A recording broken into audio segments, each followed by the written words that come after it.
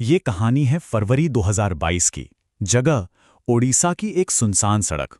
आधी रात को पुलिस दो दोस्तों को रोकती है। नहीं, ये किसी फिल्म का सीन नहीं है, बल्कि एक सच्ची घटना की वो शुरुआत है जो हमें ओडिशा के एक ऐसे जंगल में ले जाएगी जहां से लौटना नामुमकिन सा लगता है। ये सिर्फ एक सवाल नहीं था, ये एक चेतावनी थी। एक पुलिस वाले के मुंह से निकली वो पहली घंटी जो उस अनहोनी का इशारा कर रही थी जिसका सामना वह दो दोस्त आगे करने वाले थे। तो कहानी की दो मेन किरदार हैं, चंद्रकांत और अमित, दो जिगरी दोस्त जो फरवरी 2022 में एक बर्थडे के लिए मोटरसाइकिल ट्रिप पर निकले। दोनों की गर्लफ्रेंड्स अलग-अलग शहरों में रहती थीं, तो ये ट्रिप उनसे मिलने का एक बढ़िया मौका भी था। मतलब शुरुआत तो एक जश्न की तरह हुई थी। अब ये कोई छोटी-मोटी राइड नहीं थी। उनकी यात्रा ओडिशा के एक कोने से दूसरे कोने तक की थी। सैकड़ों किलोमीटर का सफर। एक ऐसा सफर जो जश्न मनाने के लिए शुरू हुआ था, लेकिन जिसका अंत बहुत ही खौफनाक होने वाला था। पर कहते हैं ना, हर कहानी में एक ट्विस्ट होता है। यहां भी आया। अमित के बॉस का एक अर्जेंट फोन कॉल, सुबह 9 बजे तक एक रिपोर्ट चाहिए वरना नौकरी खतरे में। और बस नौकरी बचाने की इसी एक मजबूरी ने उन्हें रात के अंधेरे में उस अनजान खतरनाक रास्ते पर वापस लौटने पर मजबूर कर दिया।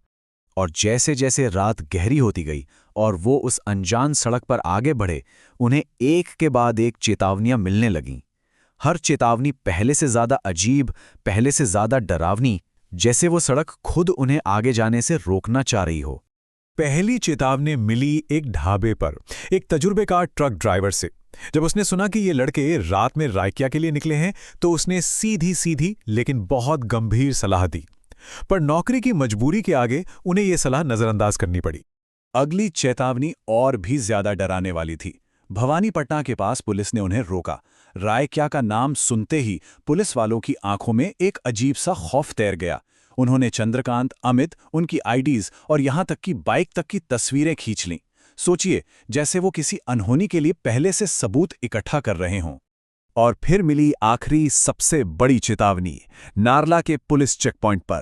एक पुलिस वाले ने कहा, गांव वाले तुम्हें चोर डाकू समझ सकते हैं। फिर वो एक पल के लिए रोका और बोला, और जंगल में कुछ और भी है, कुछ ऐसा जो इंसानों से भी ज्यादा खतरनाक है। चेतावनियों को अनसुनाकर वो आगे बढ़ गए और तभी जोरदार मूसलाधार बारिश शुरू हो गई। और उस बरसते पानी के साथ ही हकीकत और वहम के बीच की जो पतली सी लकीर थी ना, वो भी धुलने लगी। अब कहानी का ये हिस्सा दिमाग को एकदम सुन्न कर देता है। चंद्रकांत के हिसाब से अमित उसके पीछे ही बैठा था, बारिश में टॉयलेट ब्रेक के लिए रुका भी। लेकिन जब चंद्रकांत पानी से पूरी तरह भीग चुका था, तो अमित बिल्कुल सूखा था। ये एक ऐसा विरोधाभास था जिसे समझना नामुमकिन था। एक ही समय, एक ही जगह पर दो अलग अलग सच कैसे हो सकते हैं?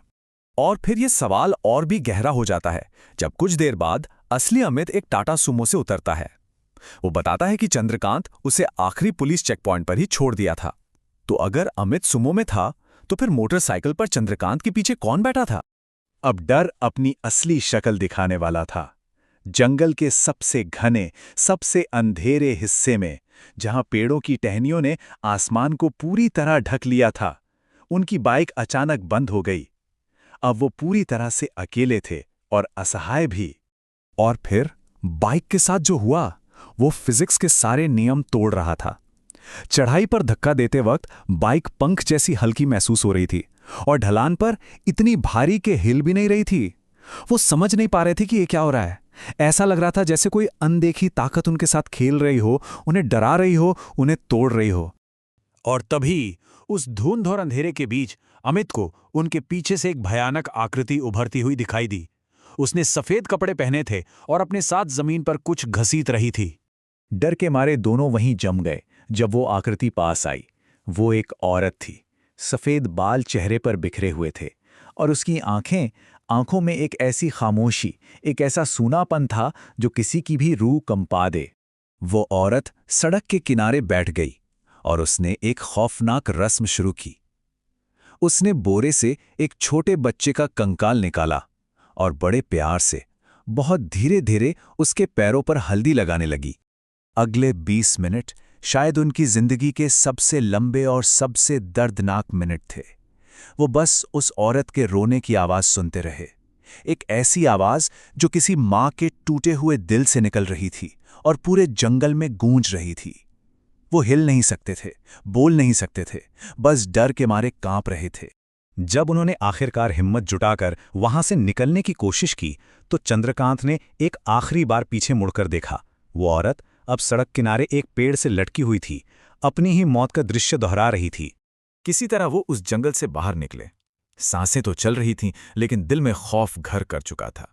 और तभी उनकी मुलाकात एक स्थानीय गांव वाले से होती है, जो उस रात के डरावने मंजर के पीछे की दर्दनाक हकीकत बताता है। ये टाइमलाइन उन भयानक घटनाओं को दिखाती है जिसने उस बेचैन आत्मा को जन्म दिया था। ये कहानी किसी नफरत की नहीं, बल्कि एक माँ के असहनीय नुकसान और दुख की है। और वो चीज जो अमित का हमशक्ल बनी थी, उस गांव वाले ने बताया कि वो एक छलावा था, एक ऐसी धोखेबाज आत्मा जो यात्रियों का रूप धरकर उन्हें उनकी मौत की तरफ खींचकर ले जाती है। ये जानकारी उस जंगल की काली शोहरत में एक और खौफनाक पन्ना जोड़ देती है। और उस गांव वाले ने एक आखिरी बात बताई जिसे सुनकर दोनों की रूह कांप गई। उनका जिंदा बचना सिर्फ एक वजह से मुमकिन हुआ, उन्होंने हर हाल में अपनी मोटरसाइकिल नहीं छोड़ी। वो गाड़ी ही उस प्रेतवादी जंगल में उनका इकलौता सुरक्षा कवच थी।